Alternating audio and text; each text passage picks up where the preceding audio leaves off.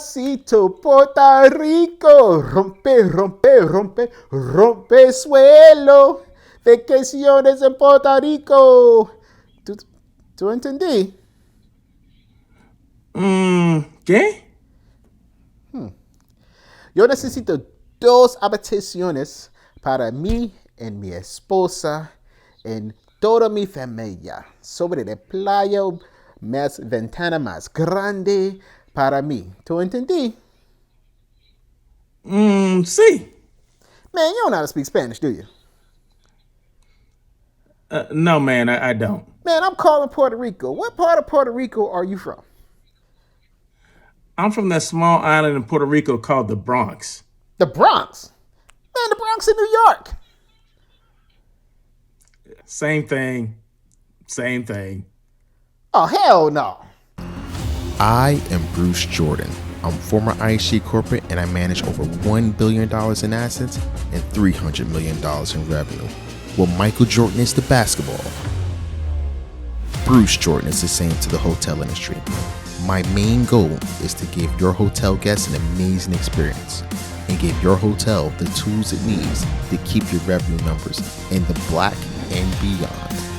And now you're watching another episode of Hotel Management Do's and Don'ts. This episode was brought to you by co-hosts. Unfortunately, most guests aren't as patient as they used to be. They don't want to wait in any line anymore. And guess what? They don't have to. With co-host mobile check-in is easy as 1, 2, 3. You have your ID verification, plug in a little bit of information, finalize your payment, and they skip the line and they go straight to their room. No more waiting in line. It's a thing of the past. They don't even need to see the front desk. Give your hotel the power of co-host. Hey, what's going on? You know who it is. It's Bruce Jordan, MJ of the hotel industry. Now, before we begin, I need a really quick favor. I just need you to hit that like button and subscribe button. It helps grow the channel so we can keep giving you amazing content like this on a daily basis. And of course, I've got a shout out, just a quick shout out to my friend Russell of Hotels who helped me with the intro of this video. Amazing Instagram guy, amazing influencer for hotels. Make sure you go check out his Instagram page right there below. We are in the center of the beautiful, amazing Puerto Rico over here at the Wyndham Grand Rio Mar. This place is like it's on its own island. It's like it has its own island with its own private beach. It's time to see what the Wyndham Resort has to offer. Throw the ball!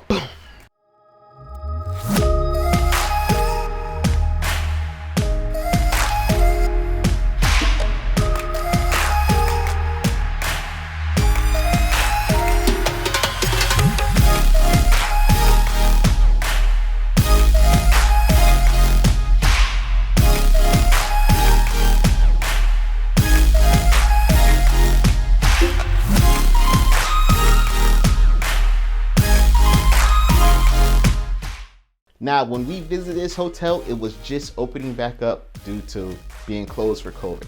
So, you know, it's tough for hotels to open back up. It's not like you're just turning the lights back on. You have to restart everything all over again. You have to do the scheduling for, you know, something that may be a little bit lower in demand. You got to turn the revenue management back on, the marketing back on. Everything has to, you're just pretty much just starting from scratch when you're reopening a closed hotel. But now they're back and in full effect and ready to represent the Wyndham brand to the fullest. The first thing, I couldn't close my eyes because I saw one incredible view after another. This hotel will max out a guest cell phone storage space in 5 minutes because the phone would just be so full of pictures and videos. From the beach views to the ocean views to the artwork in the gallery, and of course we can't forget about the casino. Please note that you cannot take pictures in the casino.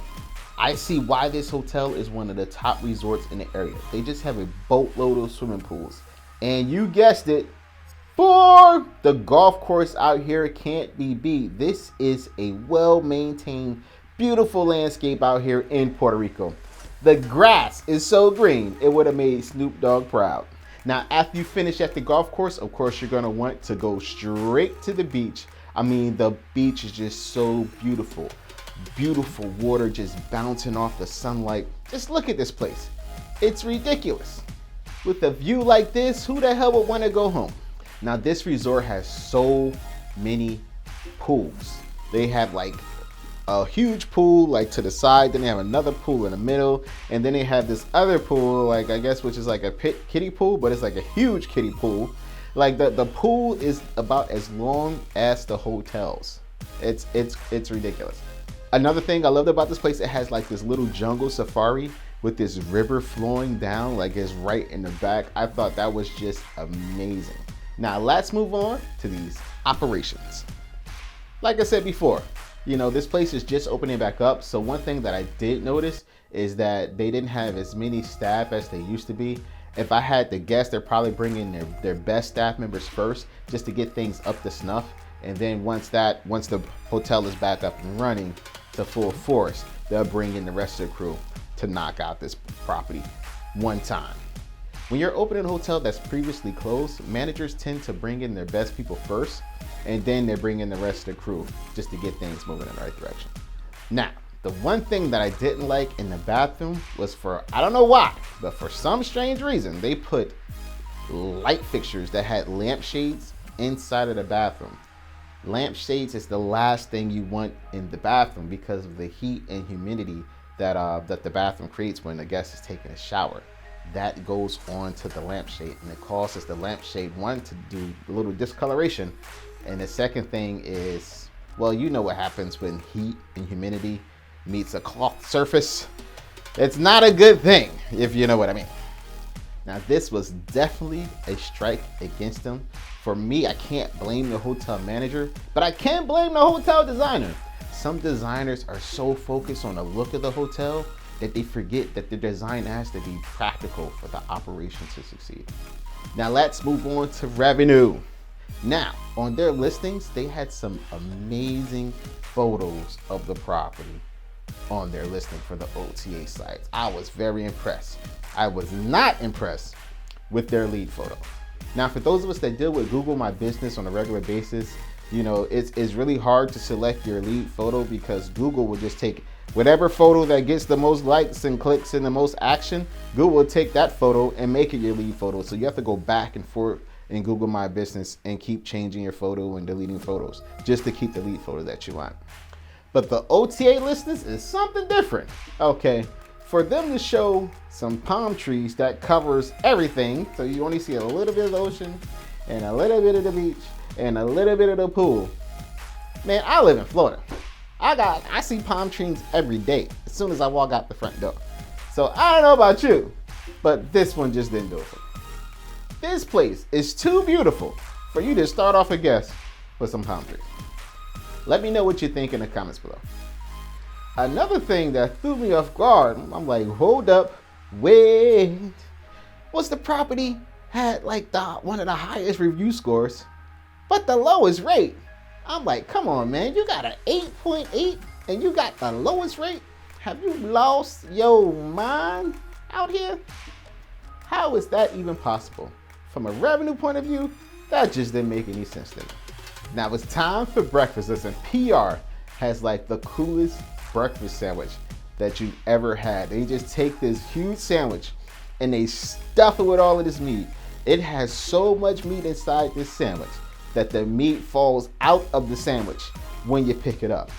Most people can't even finish half of the sandwich. It's a good thing I'm not most people. Where's that other half? Now it's time for the hotel bash, bash, bash. I think the same person that put those lampshades in that bathroom had to pick out the artwork in the lobby. I wonder what was the artist's motivation in this painting. If I had to guess, I would say they're feeling a little blue. Literally. Let's do a side-by-side comparison. Here is the Wyndham artwork, and here is my daughter's artwork. I think my daughter wins this one. What's crazy is they have an art gallery inside the hotel that has amazing artwork, and then the buck stops there. Now let's move on to these scores. Let's tackle these operations. Even though there's like one or two things that I didn't like that I probably would have done differently, For a hotel that just reopened, the staff is doing an amazing job in operations. So for operations, I have to give them a 9.0. Now let's move on to revenue. I wasn't too fond of the pictures, the lead pictures on the listing. Okay, this hotel is way too gorgeous to have those pictures as lead pictures on the listing. And the revenue management wasn't stacking up as well. To have a review score of 8.8 and then have like one of the lowest rates in that comp set, that just wasn't stacking up to me. That's like having jelly and banana sandwiches. So for that reason, for revenue, I'm gonna have to give them an 8.0. And it's time for breakfast. Arby's ain't got nothing on this place right here. Listen, those breakfast sandwiches, with all the meat they gave me on those breakfast sandwiches, I could have made 3 sandwiches. Hell, their food cost must be 75%. You're gonna have to S&P all the meat items on the menu just to offset the food costs. So for breakfast, I'm going to have to give them a 10. Great job, F&B, great job. And that will give this hotel a total score of 9.0. As usual, my numbers are just advisory. If you want this hotel to win, you got to hit the like button and of course, leave a comment in the comment section. Right now, we are shooting for season 4 and 5 of Hotel Management Do's and Don'ts. If you think your hotel has what it takes, go to hotelmanagement.com/enroll and register your hotel to participate in the next competition. Thank you for tuning into another episode of Hotel Management Do's and Don'ts, and you know what we are here to do. We are here to make your revenues rise up once again.